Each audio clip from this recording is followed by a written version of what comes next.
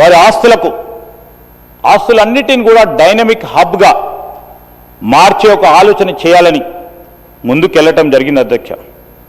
ఈ విధానం ప్రత్యేకంగా నివాసి సంపూర్ణ యాజమాన్యం కలిగి ఉన్న, అంటే సింపుల్ అధ్యక్ష, సింపుల్. చాలామందికి అసలు పాలసీ బయటికి రాకముందే ఆలోచన చేసి ఏదో ఒక పర్స్పెక్టివ్ ఇవ్వడానికి ప్రయత్నం చేశారు. ప్రభుత్వ భూములు అమ్ముతున్నారు అని ఓ పక్షాన టీఆర్ఎస్ అంటే మేమేమి అనొద్దా అని బీజేపీకి సంబంధించిన మా మిత్రులు కూడా అదే విధంగా మాట్లాడారు అధ్యక్ష. చాలా దురదృష్టకరం అధ్యక్ష. బేసిక్ సమాచారం. I'm absolutely appealing to our honourable learn members from TRS and BJP. The basic facts we have to know. Sir, ఇది ఎవరైతే యాజమాన్యులు ఉన్నారో, ఎవరైతే పారిశ్రామిక సంబంధించిన యాజమాన్యులు ఉన్నారో అది వారి సొంత భూమి అధ్యక్ష.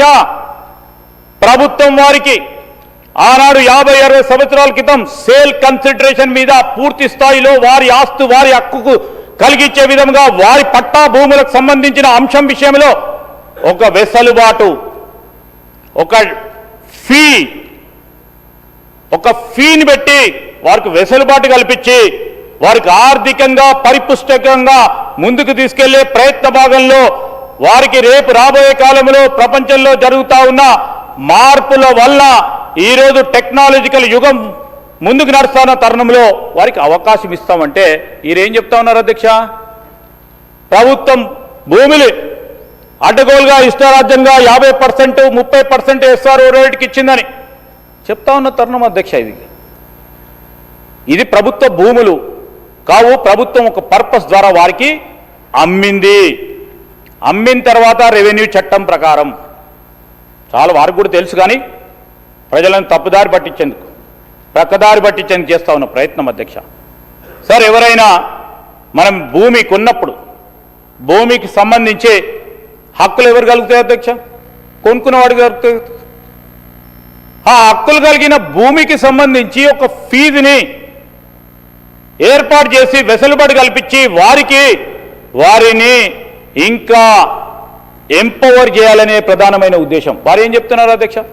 ప్రభుత్వ భూములు అడ్డగోలుగా రాసిస్తూ ఉన్నారు, సగం రేటుకే రాసిస్తూ ఉన్నారు, 30%కే రాసిస్తూ ఉన్నారు అని మాట్లాడటం సరికాదని నేను గౌరవ సభ్యులకు తెలియజేస్తా ఉన్నాను అధ్యక్ష. ఈరోజు మేము చెప్తా ఉన్నాం అధ్యక్ష, ఈరోజు టీజీఐఎస్సీ ద్వారా నిర్దిష్ట ప్రయోజనాల కోసం యూనిట్లకు కేటాయించబడిన భూములు ఉంటాయి. ఇక్కడ కేటాయింపుదారులు తమ ఆర్థిక బాధ్యతలు మరియు ప్రాజెక్ట్ నిబద్ధతలను పూర్తిగా నెరవేర్చిండ్రు. ఈ నిబంధనల నెరవేర్పు తర్వాత కార్పొరేషన్ సేల్ డీడ్లను అమలు చేసింది. Once sale deed is done, చాలా మంది కూడా తెలుసు, మనం అనేక సందర్భాల్లో ఈ అగ్రిమెంట్స్లో ఉంటాం. ఈరోజు సేల్ డీడ్లు అమలు చేసింది అధ్యక్ష. తద్వారా టైటిల్ వారికి ఇవ్వటం జరిగింది.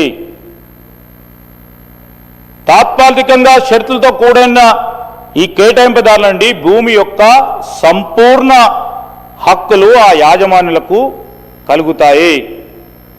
కలిగిన తర్వాత అనేక సంవత్సరాలు చాలా ఈ పారిశ్రామిక వాడల్లో నిరుపయోగంగా ఉండే అధ్యక్ష. ఎందుకంటే బిజినెస్ అనుకున్న రీతిలో కొంతమందికి నడకపోవచ్చు, లేకుంటే సాంకేతిక పరంగా అడ్వాన్స్గా చేయాల్సిన వారికి శక్తి లేకపోయి ఉండొచ్చు, లేకుంటే ఏదైనా వెసులుబాటు కలిగిస్తే ప్రభుత్వం ఆ రోజు ఇండస్ట్రియల్ కార్పొరేషన్ ద్వారా తీసుకున్న దానికి మేము సేల్ కన్సిడరేషన్ ఇచ్చినాం, భూములు కొన్నాం, కానీ ఏమి చేయలేకపోతా ఉన్నామని దానిపైన ఇబ్బంది పడ్డవారు అనేక మంది ఉన్నారు. మరి ఈ విధానం ఓఆర్ఆర్ పరిధిలో అంతటా యూనిట్ హోటళ్ల ఏకరీతికి అంటే యూనిఫామ్ తీసుకురావడానికి ప్రతిపాదించడం జరిగింది అధ్యక్ష. మరి ఎక్కడ కూడా మేము చెప్తా ఉన్నాం, వి స్టాండ్ ఎ ఫుట్, ఎక్కడ